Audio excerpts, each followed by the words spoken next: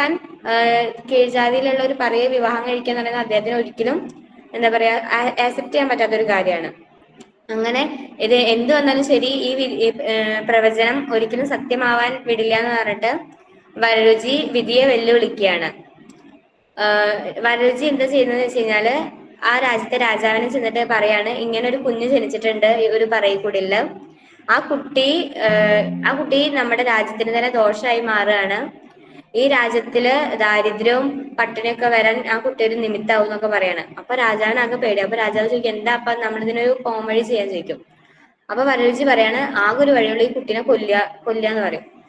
അപ്പൊ ഒരു പിഞ്ചു കുഞ്ഞിനെ കൊല്ലാന്ന് വെച്ച് കഴിഞ്ഞാൽ അതൊരു പാപമായിട്ടാണ് കണക്കാക്കുന്നത്. അപ്പൊ രാജാവ് പറയും, ഒരിക്കലും അങ്ങനത്തെ ഒരു പാപം എനിക്ക് ചെയ്യാൻ കഴിയില്ല.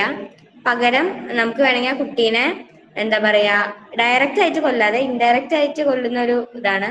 ഒരു വാഴപ്പോള ഉണ്ട്, വാഴ മുറിച്ചിട്ട് അതിന്റെ ഒരു ഇത് അതിൽ ആ കുട്ടീനെ കെടുത്തിട്ട് 2 ദിവസം പ്രായമുള്ള ആ പിഞ്ചു കുഞ്ഞിനെ അതിൽ കെടുത്തിട്ട് ആ കുട്ടിയുടെ തലയില് കാരമുള്ളായിട്ട് ഒരു ആണി തറയ്ക്കുകയാണ്. എന്നിട്ട് ഒരു ക്ഷിപ്ര നദിയിൽ ഒഴുക്കി വിടുകയാണ് ചെയ്യുന്നത്. അപ്പോ ഈ കുട്ടീനെ ഇങ്ങനെ ഒഴുക്കി വിട്ടപ്പോ വരരുചി വിചാരിച്ചു, ഇനിയിപ്പോ ഈ കുട്ടി തന്നെ മരിച്ചു പോയിക്കോളും, എനിക്ക് ഇനി ഒരു പറയെ വിവാഹം കഴിക്കേണ്ട ആവശ്യമില്ല, വിധിനെ ഞാൻ തോൽപ്പിച്ചു എന്നുള്ള ഒരു അഹങ്കാരം വരരുചിക്ക് ഉണ്ടാവുകയാണ്. അങ്ങനെ വർഷങ്ങൾ കഴിഞ്ഞു. വരരുചി പഞ്ചമി എന്ന് പറയുന്ന ഒരു ബ്രാഹ്മണ യുവതിയെ വിവാഹം കഴിക്കണം, ഒരു ബ്രാഹ്മണ വൃദ്ധന്റെ മകളെ വിവാഹം കഴിക്കണം.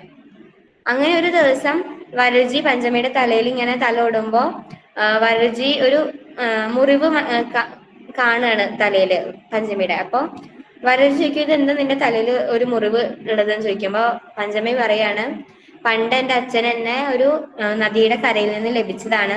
അന്ന് എന്റെ തലയിലൊരു കാരമുള്ള കുത്തി ഉണ്ടായിരുന്നു. അങ്ങനെ അതുകൊണ്ടാണ് ഈ മുറിവ് ഉണ്ടായത്. ചെറുപ്പം തൊട്ടിട്ടേ ഈ മുറിവ് എന്റെ കൂടെ തന്നെ ഉണ്ട് എന്നൊക്കെ പറയണം.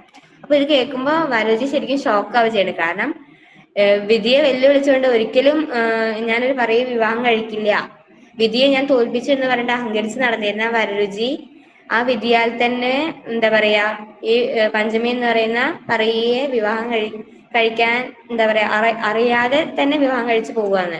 അപ്പൊ ഇതിൽ പറഞ്ഞ വിധിയെ നമുക്ക് ഒരിക്കലും തോൽപ്പിക്കാൻ പറ്റില്ല. എത്രത്തോളം നമ്മൾ വിധിയെ തോൽപ്പിച്ചു എന്ന് അഹങ്കരിക്കുമ്പോഴും ഒരിക്കലും നമുക്ക് വിധിയെ തോൽപ്പിക്കാൻ കഴിയില്ല എന്നുള്ളൊരു മെസ്സേജ് ഇതിലുണ്ട്. അങ്ങനെ ഈ ഒരു പഞ്ചമി ഒരു പറയുകയാണെന്നുള്ള സത്യം ഉൾക്കൊണ്ടപ്പോ വരരുചിക്ക് ആകെ എന്താ പറയാ ദേഷ്യം ഇതൊക്കെ വരികയാണ്. കാരണം ഇനി താനൊരു പറയുകയാണ് വിവാഹം കഴിച്ചെന്ന് നാട്ടുകാരൊക്കെ അറിയുകയാണെങ്കിൽ തനിക്ക് സമൂഹത്തിലുള്ള വില നഷ്ടപ്പെടുവോ, തന്നെ എല്ലാവരും കളിയാക്കും എന്നൊക്കെ വിചാരം വരികയാണ് വരരുചിക്ക്. അങ്ങനെ വരരുചി പഞ്ചമിയെയും കൂട്ടിയിട്ട് സുഖ സൗകര്യങ്ങളൊക്കെ ഉപേക്ഷിച്ചിട്ട്, കേൾക്കണില്ലേ? കേൾക്കണ്ടോ?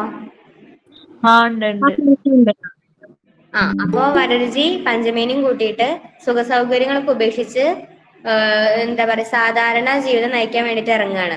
എന്ന് വെച്ച് കഴിഞ്ഞാൽ അവർക്ക് സ്വന്തമായിട്ട് ഒരു വീടോ ഇതൊന്നും ഇല്ലാതെ അവരിങ്ങനെ നാട് നീളെ നടന്ന് എവിടുന്നെങ്കിലും ഭിക്ഷ അടിച്ച് ലഭിക്കുന്ന ഭക്ഷണം കഴിച്ച് അങ്ങനെ ഉള്ളൊരു ജീവിതം നയിക്കുകയാണ്, സൗകര്യങ്ങളൊന്നും ഇല്ലാതെ. അപ്പോ അങ്ങനെ പഞ്ചമി എന്താ പറയാ ഗർഭിണിയാവാണ്. അപ്പോ ആദ്യത്തെ കുട്ടി ഉണ്ടാവാണ്. അപ്പോ വരരുചി പറഞ്ഞു, കുട്ടിക്ക് വായുണ്ടോ ചോദിക്കും പഞ്ചമിനോട്. അപ്പൊ പഞ്ചമി പറയും, വായ ഉണ്ടെന്ന് പറയും. അപ്പൊ വരരുചി പറയും, എന്നാ കുട്ടീനെ അവിടെ ഉപേക്ഷിച്ചോളൂ പറയും. വായുള്ള കുഞ്ഞിന് ദൈവം ഇരയും നൽകുന്നു പറയാണ്. അപ്പൊ ഒരമ്മ എന്ന നിലയിൽ പഞ്ചമിക്ക് അത് ഒരിക്കലും എന്താ പറയാ പ്രസവിച്ച കുഞ്ഞിനെ അപ്പൊ തന്നെ അവിടെ ഉപേക്ഷിച്ച് വരിക എന്ന് പറഞ്ഞാൽ പഞ്ചമിക്ക് അത് ഒരിക്കലും പറ്റില്ല. കാരണം തന്റെ കുഞ്ഞിന് സ്നേഹം കൊടുത്ത് വാത്സല്യം കൊടുത്ത് വളർത്തണം എന്നുള്ളൊരു മനസ്സ് പഞ്ചമിക്കുണ്ട്. പക്ഷെ ഭർത്താവിനെ ധിക്കരിക്കുക എന്ന് പറയുന്നത് അന്നത്തെ കാലത്ത് ഭയങ്കര പാപമായിട്ടാണ് കണക്കാക്കുന്നത്. പഞ്ചമീനെ ആണെങ്കിൽ കഥകളിലൊക്കെ പഞ്ചമീനെ വിശേഷിപ്പിച്ചിരിക്കുന്നത് പതിവ്രതയായ ഭാര്യ, ഭർത്താവ് പറയുന്നത് എന്തും അതേപടി അനുസരിക്കുന്ന ഒരു ഭാര്യ എന്നുള്ള വിശേഷമാണ് പഞ്ചമിക്കുള്ളത്. അപ്പോ തന്റെ ഭർത്താവ് പറയുന്നത് കേട്ടിട്ട് തന്റെ ഹൃദയം നുറുങ്ങുന്ന വേദനയിലും ജന്മം നൽകിയ കുഞ്ഞിനെ അവിടെ ഉപേക്ഷിച്ചിട്ട് വരാൻ പഞ്ചമി ഫോഴ്സ്ഫുള്ളി അങ്ങനെ ആവുകയാണ്. അപ്പോ അങ്ങനെ പിന്നീട് കുറെ വർഷങ്ങൾ കഴിയും. അങ്ങനെ ഇവർക്ക് 11 കുഞ്ഞുങ്ങളുണ്ടാവും. ഈ 11 കുഞ്ഞുങ്ങളെയും ഇതേപോലെ വരരുചി ഉപേക്ഷിച്ചിട്ട് വരാൻ പറയും. അങ്ങനെ നീറുന്ന മനസ്സായിട്ട് പഞ്ചമി തന്റെ 11 കുഞ്ഞുങ്ങളെയും ജനിച്ച അപ്പൊ തന്നെ ഉപേക്ഷിച്ചിട്ട് വരികയാണ്. പിന്നീട് ഈ 11 കുഞ്ഞുങ്ങളെയും പിൽക്കാലത്ത് ഓരോ ജാതിയിലും ഓരോ മതത്തിലുള്ളവരും എടുത്തു വളർത്തിയിട്ട് 11 ജാതികൾ അങ്ങനെയാണ് ഉണ്ടാവുന്നതെന്ന് പറയുന്നുണ്ട്. ഈ 11 കുഞ്ഞുങ്ങളെയും 11 ജാതിയിലുള്ള ആൾക്കാർ വളർത്തിയിട്ട് പിന്നീട് ആ 11 കുഞ്ഞുങ്ങളുടെ ജാതിയിലാണ് പിന്നീട് ഒരുപാട് ജാതികൾ വരുന്നത് എന്നുള്ളൊരു ഇത് ഒരു റെഫറൻസ് വരുന്നുണ്ട്. അങ്ങനെ ഇപ്പോഴും അവര് വീണ്ടും യാത്ര തുടർന്നുകൊണ്ടിരിക്കുകയാണ്. അപ്പോ പഞ്ചമി 12ാമതും ഗർഭിണിയായി. അപ്പൊ ഇവരിങ്ങനെ പോയിക്കൊണ്ടിരിക്കുന്ന വഴിക്ക് വരരുചി അറിയാണ്, വരരുചിയുടെ ചെറുപ്പത്തിൽ കാണാതായ വരരുചിയുടെ ഒരു ഏട്ടനുണ്ട്. ഏട്ടനെ കാണാതെയായിട്ട് കുറെ വർഷങ്ങളായി. അപ്പൊ ഏട്ടനെ എവിടെയോ വന്നിട്ടുണ്ടെന്ന് പറഞ്ഞിട്ട് വരരുചി ഏട്ടനെ കാണാൻ പോവാണ്. അപ്പൊ ഏട്ടനോട് ഇങ്ങനെ കാര്യങ്ങളൊക്കെ നടന്ന കാര്യങ്ങൾ മൊത്തം പറയുമ്പോ ഏട്ടൻ പറയും, നീ എന്തൊരു തെറ്റാണ് ചെയ്തത്, ഒരു അമ്മേനെ തന്റെ കുഞ്ഞിൽ നിന്ന് വേർപെടുത്തുക എന്ന് പറയുന്നത് എന്ത് വലിയൊരു തെറ്റാണ്. നീ നിന്റെ അഹങ്കാരം, നീ നിന്റെ സ്വാർത്ഥതയും മാത്രമേ നോക്കിയുള്ളൂ. ആ നീറുന്ന മനസ്സുള്ള ആ അമ്മയെ നീ കണ്ടില്ല. നിശബ്ദമായി കരയുന്ന ആ അമ്മ മനസ്സ് കാണാത്ത നീ എന്തൊരു ദ്രോഹ ചെയ്യണം എന്ന് പറയാണ്. അപ്പൊ ഏട്ടന്റെ ഉപദേശങ്ങളൊക്കെ കേൾക്കുമ്പോ ഈ എന്താ പറയാ, ആൾക്കാർ എന്ത് പറയും, ജാതി ഇതൊന്നുമല്ല ഒരു ഇഷ്യൂ, നമ്മുടെ ജീവിതം നമ്മളെ ജീവിക്കുന്നത്. അപ്പൊ ആൾക്കാർ എന്ത് പറയുന്നില്ല, ഈ ഭയത്തിലും തന്റെ സ്വാർത്ഥതയൊക്കെ കാരണം താൻ തന്റെ ഭാര്യയായ പഞ്ചമിയെ എത്രത്തോളം ദ്രോഹിച്ചു എന്നുള്ളത് വരരുചി മനസ്സിലാക്കണം. അപ്പൊ വരരുചിക്ക് എന്നിട്ട് വരരുചി മനസ്സിൽ വിചാരിക്കും, എന്ത് വന്നാലും ശരി 12ാമത്തെ കുഞ്ഞിനെ ഞാൻ എന്തായാലും എടുത്തു വളർത്തും എന്ന് പറയാണ്. അങ്ങനെ പഞ്ചമി 12ാമതും പ്രസവിച്ചു. പക്ഷെ കുട്ടിയുടെ കരച്ചിലൊന്നും കേൾക്കാനില്ല. കഴിഞ്ഞ 11 വട്ടത്തെ പോലെ കുട്ടിയുടെ കരച്ചിലൊന്നും കേൾക്കാനില്ല. അപ്പൊ വരരുചി ചോദിച്ചു, കുഞ്ഞിന് വായുണ്ടോ ചോദിച്ചു. അപ്പോ പഞ്ചമി പറഞ്ഞു, കുഞ്ഞിന് വായില്ല പറയും. അപ്പൊ നോക്കുമ്പോ എന്താന്ന് വെച്ച് കഴിഞ്ഞാൽ ആ കുഞ്ഞ് ജനിച്ചപ്പോഴേ മരിച്ചുപോയി. ആ കുഞ്ഞിനാണെങ്കിൽ എന്താ പറയാ, മറ്റു 11 കുഞ്ഞുങ്ങളെ പോലെ വായ നൽകിയിട്ടില്ല ദൈവം. അപ്പൊ വരരുചി ആണെങ്കിൽ ഈ പഞ്ചമി പ്രസവവേദനയിലൂടെ കടന്നു പോകുമ്പോ വരരുചി വിചാരിക്കുന്നുണ്ട്, ഈ 12ാമത്തെ കുഞ്ഞിനെങ്കിലും എടുത്തു വളർത്തണം എന്ന് അവള് പറയണേ. കാരണം ഞാനായിട്ട് ഇത്രയും 11 കുഞ്ഞുങ്ങളെ ഉപേക്ഷിക്കണം എന്ന് പറഞ്ഞാൽ ഞാൻ ഇനി 12ാമത്തെ കുഞ്ഞിനെ വേണമെന്ന് പറയുമ്പോൾ അതൊരു മെയിൽ ഈഗോ എന്നുള്ളൊരിത് വരരുചിക്ക് വരികയാണ്. അപ്പൊ പഞ്ചമി എന്നോട് പറയണം, പഞ്ചമി എന്നോട് ഇങ്ങനെ പറയണം 12ാമത്തെ കുഞ്ഞിനെ എടുത്ത് വളർത്തണം എന്നൊക്കെ മനസ്സിൽ വിചാരിച്ചിരിക്കുന്നു. അപ്പോഴാണ് ഈ 12ാമത്തെ കുഞ്ഞിന് വായില്ലാന്നും 12ാമത്തെ കുഞ്ഞ് മരിച്ചു എന്ന് അറിയുന്നത്. അപ്പൊ വരരുചി വളരെ തളർന്നുമാണ്. അപ്പൊ വരരുചി എന്നിട്ട് ഈ കുഞ്ഞിനെ എന്താ പറയാ, ഒരു കുന്നിന്റെ മുകളിൽ കൊണ്ടുപോയിട്ട് പ്രതിഷ്ഠിക്കുകയാണ്. അതാണ് എന്നിട്ട് വരരുചി പഞ്ചമിയോട് പറയുന്നുണ്ട്, നമ്മുടെ ഈ 12ാമത്തെ പുത്രൻ വായില കുഞ്ഞിലപ്പൻ എന്നാണ് ഭാവിയിൽ അറിയപ്പെടുക. ഒരുപാട് ശക്തികൾ ഉണ്ടാവുന്നു. വരരുചി ഒരുപാട് നോളജ് ഉള്ള ഒരു പേഴ്സൺ ആണ്. ഒരുപാട് ശക്തികളും വിദ്യയൊക്കെ ആർജിച്ചിട്ടുള്ള ഒരു വ്യക്തിയാണ് വരരുചി. അപ്പൊ വരരുചി തന്റെ ശക്തികളും ഇതൊക്കെ എടുത്തിട്ട് അവിടെ വായില കുഞ്ഞിലപ്പനെ ഒരു അമ്പലം പോലെ പണിയാണ്.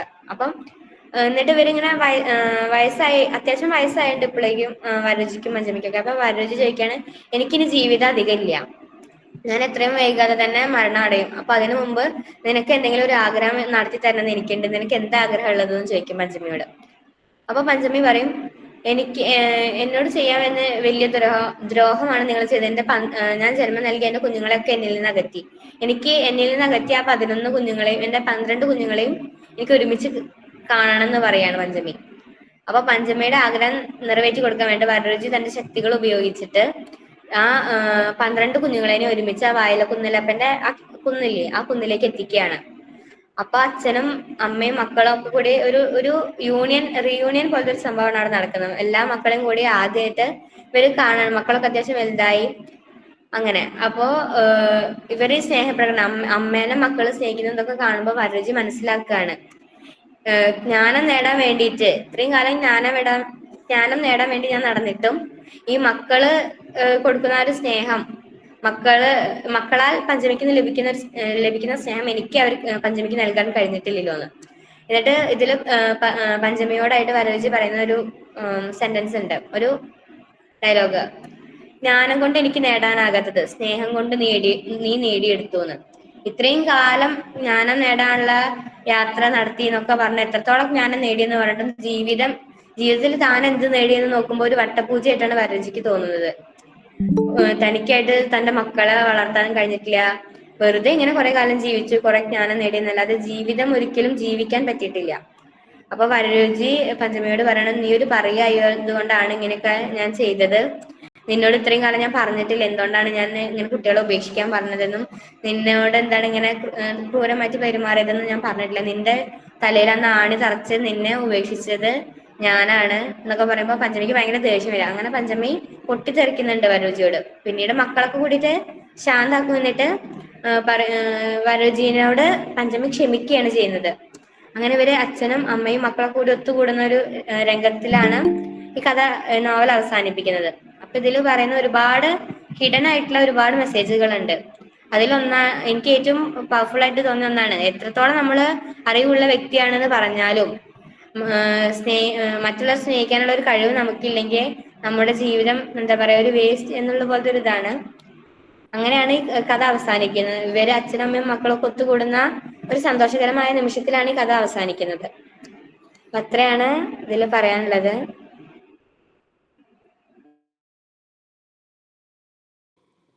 അശ്വതി നന്നായിട്ട് തന്നെ പ്രസന്റ് ചെയ്തിട്ടുണ്ട്. Thank you Aswathy. ആർക്കെങ്കിലും ഫീഡ്ബാക്ക് പറയാനുണ്ടോ? വളരെ നല്ല അവതരണമായിരുന്നു കേട്ടോ. Thank you miss. Hello Aswathy നന്നായിട്ട് തന്നെ പറഞ്ഞു. കഥ എന്താണെന്നോ അതിന്റെ ഇതിവൃത്തം എന്താണെന്നൊക്കെ ഞങ്ങൾക്ക് നല്ലോണം മനസ്സിലായി. നല്ല രീതിയിൽ തന്നെ അശ്വതി അത് അവതരിപ്പിച്ചിട്ടുണ്ട്. Thank you Aswathy. Thank you Huda. Hello. Aswathy, നീ പറഞ്ഞതില് പറയപ്പെട്ട മന്ദിരികൾ എന്നുള്ള കഥ ആക്ച്വലി നമ്മൾ എല്ലാവരും പലതവണ കേട്ടിട്ടുള്ള കഥയാണ്. പക്ഷെ അതിൽ ഇത്രയൊക്കെ ഡീപ്പായിട്ടുള്ള കാര്യങ്ങൾ ശരിക്കും പറഞ്ഞാൽ എനിക്കിപ്പോൾ ഇത് കേട്ടപ്പോഴാണ് എനിക്ക് കൂടുതൽ മനസ്സിലായത്. അതിൽ ഈ വരരുചി എന്ന് പറയുന്നത് നമ്മൾ ശരിക്കും നമ്മുടെ സമൂഹത്തിലൊരു റെപ്രസെന്റേറ്റീവ് ആയിട്ടാണ് എനിക്ക് തോന്നിയത്. നമ്മുടെ ചുറ്റും നമ്മൾ വലിയ വലിയ കാര്യങ്ങളിലുള്ള ജ്ഞാനത്തിനെ തേടിയിട്ടാണ് പോകുന്നത്. പക്ഷെ നമ്മുടെ ചുറ്റുമുള്ള കാര്യത്തിൽ എത്രമാത്രം സ്നേഹമുണ്ട്, അല്ലെങ്കിൽ നമുക്ക് ചുറ്റും എത്രമാത്രം നല്ല കാര്യങ്ങൾ നടക്കുന്നുണ്ട് എന്നും നമ്മൾ പലപ്പോഴും മനസ്സിലാക്കുന്നില്ല. അപ്പൊ അങ്ങനത്തെ ഒരാളാണ് വരരുചി എന്നാണ് എനിക്ക് ആ കഥ കേട്ടപ്പോൾ മനസ്സിലായത്. പിന്നെ അതിൽ പറഞ്ഞ തീമാണ് ജാതി ഭ്രഷ്ട എത്രമാത്രം നമ്മള് മനുഷ്യനെ എന്താ പറയാ കർമ്മ ഇസ് എ ബൂമറാങ് എന്ന് പറയുന്ന പോലെ നമ്മളെ കൊണ്ടെത്തിക്കും എന്നുള്ളതാണ്. അപ്പോ ഇങ്ങനത്തെ തീംസ് ഒക്കെ ഈ കഥ പറയുന്നതിലൂടെ ഹൈലൈറ്റ് ചെയ്ത് കണ്ടു. സോ നന്നായിരുന്നു കേട്ടോ. Thank you Manju. Aswathy, presentation നല്ല രസമായിട്ട് തന്നെ പോയത്. പഞ്ചതന്ത്ര കഥകള് മഞ്ജു പറഞ്ഞ പോലെ തന്നെ കേട്ടിട്ടുള്ള കഥയാണല്ലോ. ഓരോ കഥാപാത്രങ്ങളും പലപ്പോഴായിട്ട് പലയിടത്തും ഇങ്ങനെ എല്ലാരും പറഞ്ഞൊക്കെ കേട്ടിട്ടാണ്. ഇത് ശരിക്കും മോഹനന്റെ എഴുത്തുകാരന്റെ ഇന്റർപ്രിട്ടേഷൻ ആണോ ഈ പഞ്ചതന്ത്ര കഥകളിലെ അദ്ദേഹത്തിന്റെ ഇന്റർപ്രിട്ടേഷന്റെ ആ വേർഷൻ ആണോ പറഞ്ഞത്? ശരിക്കുള്ള സ്റ്റോറിയിൽ നിന്ന് കുറച്ച് ഡിഫറൻസ് ഉണ്ട് ഈ കഥയില്. അതാ ഞാൻ ചോദിക്കുന്നത്. കാരണം ശരിക്കുള്ള സ്റ്റോറിയിൽ ശരിക്കും വരരുചി ഒരിക്കലും 12ാമത്തെ കുട്ടീനെ വേണം എന്ന് പറയുന്നില്ല, ആഗ്രഹിക്കുന്നുമില്ല. ശരിക്കും ഈ പഞ്ചതന്ത്ര കഥകളിൽ അങ്ങനെയല്ലല്ലോ. അവര് 12ാമത്തെ കുട്ടീനെയും പ്രസവിച്ചു കഴിഞ്ഞപ്പോ 12ാമത്തെ കുട്ടിക്ക് വായ ഉണ്ടോ എന്ന് വരരുചി ചോദിച്ച സമയത്ത് ഇവര് പറയാണല്ലോ, പഞ്ചമി പറയാണ് ഇല്ല, 12ാമത്തെ കുട്ടിക്ക് വായ ഇല്ല എന്ന് പറഞ്ഞു നോക്കുമ്പോ കുട്ടിയുടെ വായ ഇല്ലാതായി പോയിരിക്കുന്നു. അങ്ങനെയല്ലേ കഥ ശരിക്കും പറഞ്ഞിട്ടുള്ളത്? ശരിക്കുള്ള കഥയിൽ അങ്ങനെയാണ്. ശരിക്കുള്ള ഐതിഹ്യമാലയിലെ കഥ അനുസരിച്ചിട്ട് 12ാമത്തെ കുട്ടി ഉണ്ടാവുമ്പോ ഈ കുട്ടിയെങ്കിലും എനിക്ക് വളർത്തണം എന്ന് വിചാരിച്ചിട്ട് പഞ്ചമി ഒരു നുണ പറയാണ് ഭർത്താവിനോട്. ആദ്യമായിട്ട് ഒരു നുണ പറയാണ്. അപ്പൊ പതിവ്രതയായത് കൊണ്ട് തന്നെ പഞ്ചമി പറയുന്നത് എന്തും സത്യമാവുന്നുള്ളൊരു കോൺസെപ്റ്റ് ആണ് അവിടെ. അങ്ങനെ ആ കുട്ടിക്ക് വായ ഓൾറെഡി നഷ്ടപ്പെടുക എന്നുള്ള ഒരു ഇതാണ് ശരിക്കുള്ള കഥയിൽ പറയുന്നത്. ഈ നോവലില് എന്ന് വെച്ച് കഴിഞ്ഞാല് എൻ മോഹനന്റെ ഒരു ചിന്താഗതിയിലൂടെ കഥയിൽ കുറച്ച് ചേഞ്ചസ് ഒക്കെ വരുത്തിയിട്ടുണ്ട്. എനിക്ക് തോന്നിയൊരു കാര്യം ഞാൻ പറഞ്ഞോട്ടെ, എത്രമാത്രം മറ്റുള്ളവർക്ക് ആക്സെപ്റ്റബിൾ ആണെന്ന് അറിയില്ല. എൻ മോഹനൻ പറഞ്ഞതില് അവസാനം എത്തുമ്പോഴും ഈ ബ്രാഹ്മണിസം എന്ന് പറഞ്ഞ സംഭവമില്ലേ, അതിനെ അവസാനം ഒന്ന് ഗ്ലോറിഫൈ ചെയ്യാൻ ശ്രമിച്ച പോലെ തോന്നി. കാരണം അതുവരെ പറഞ്ഞൊക്കെ പഞ്ചതന്ത്ര കഥകളിൽ പറഞ്ഞ കാര്യങ്ങൾ തന്നെയാണ്. പക്ഷെ അവസാനം വന്നു അദ്ദേഹം സ്വയം മനസ്സിലാക്കി, അദ്ദേഹം നന്നായി. അപ്പോഴും അവിടെ അദ്ദേഹം ചെയ്ത തെറ്റല്ലായിരുന്നു. ശരിക്കും പഞ്ചമിയുടെ ആവശ്യമായിരുന്നു 12ാമത്തെ കുട്ടീനെങ്കിലും വേണം എന്നുള്ളത്. അവിടെ ആ 12ാമത്തെ കുട്ടീനെ വേണം എന്നുള്ളത് ശരിക്കും അവരുടെ കാസ്റ്റ് കൊണ്ട് തന്നെയല്ലേ അവരെന്നെ അവിടെ അടിച്ചമർത്തിയത്. അങ്ങനെ ഒരു വേഷം. അപ്പോഴും മോഹനൻ എന്ന് പറഞ്ഞ ആളുടെ ഉള്ളിലുള്ള ഒരു ജാതി, ഒരു നമ്പൂതിരി ബ്രാഹ്മൺസിനെ ഹൈലൈറ്റ് ചെയ്യണം. അവര് നന്നായി, അവരിൽ മാറ്റം വന്നു എന്നുള്ളതിനുപരി മറ്റേ സ്ത്രീക്ക് ഒരു പ്രാധാന്യം കൊടുക്കാത്ത ഒരു അവസ്ഥ, ആ ഒരു കാസ്റ്റിസം തന്നെ, അല്ലെങ്കിൽ ഒരു മാൻ പാട്രിയാർക്കി തന്നെയല്ലേ അവിടെ ഹൈലൈറ്റ് ചെയ്ത് കാണിച്ചത്. അത് യഥാർത്ഥ ഇങ്ങനൊരു ഇന്റർപ്രിട്ടേഷൻ നടത്തിയിട്ട് ആ ഒരു ഭാഗം മാത്രം എടുത്തു മാറ്റിയിട്ട് വേറെ രീതിയിൽ അവതരിപ്പിക്കുമ്പോ എനിക്കിതില് ഈ കഥ വായിക്കുമ്പോൾ ഞാൻ already main story, original story ഞാൻ ഒരുപാട് വട്ടം വായിച്ചിട്ടുള്ള ഒരാളാണ്. ഞാൻ ഒന്നിലധികം വട്ടം വായിച്ചിട്ടുള്ള ഒരാളാണ്. എന്താ പറയാ, പറയപ്പെട്ട പന്തിരുകുലം എന്ന് പറയുന്ന കഥ ഒരുപാട് വട്ടം വായിച്ചിട്ടുള്ള ഒരു വ്യക്തിയാണ് ഞാൻ. അപ്പൊ പെട്ടെന്ന് അതിന്റെ ഈ ഒരു വേർഷൻ വായിച്ചപ്പോൾ എനിക്കും അത് കുറെ ഒന്നും അക്സെപ്റ്റബിൾ ആയിട്ട് തോന്നിയിട്ടുണ്ടായിരുന്നില്ല. ഇതിലെ പല കാര്യങ്ങളും നമുക്ക് ഒട്ടും അക്സെപ്റ്റ് ചെയ്യാത്ത രീതിയിലാണ് അത്. പിന്നെ ഓരോരുത്തരുടെ പോയിന്റ് ഓഫ് വ്യൂ ഡിഫറെന്റ് ആണല്ലോ. അങ്ങനെയുള്ള ഒരു ഇതാണ്. മനുഷ്യന്റെ ഉള്ളില് എത്രയൊക്കെ പോയിന്റ് പറയാൻ ശ്രമിച്ചാലും അപ്പോഴൊക്കെയും ആ ഒരു ജാതീയത അവരുടെ ഉള്ളിൽ നിന്ന് വിട്ടുപോവാതെ നിലനിൽക്കുക. എനിക്ക് ആ ഒരു പോയിന്റ് ഓഫ് വ്യൂ അത് പെട്ടെന്ന് മനസ്സിലായത്. കാരണം അവിടെയും ഒരു ഗ്ലോറിഫിക്കേഷൻ ആണ് നടത്തിയത്. ഒരു കാസ്റ്റിനെ അങ്ങോട്ട് ഗ്ലോറിഫൈ ചെയ്ത് അവരെ മേന്മയിലേക്ക് കൊണ്ടുവന്നു. ആ ഒരു സംഭവം എനിക്ക് പെട്ടെന്ന് ഫീൽ ചെയ്തു ഇതില്. അത് ജസ്റ്റ് ഇങ്ങനെ പറഞ്ഞു എന്നേ ഉള്ളൂ അതിനെ പറ്റിയിട്ട്. Thank you ഭാവനേച്ചി.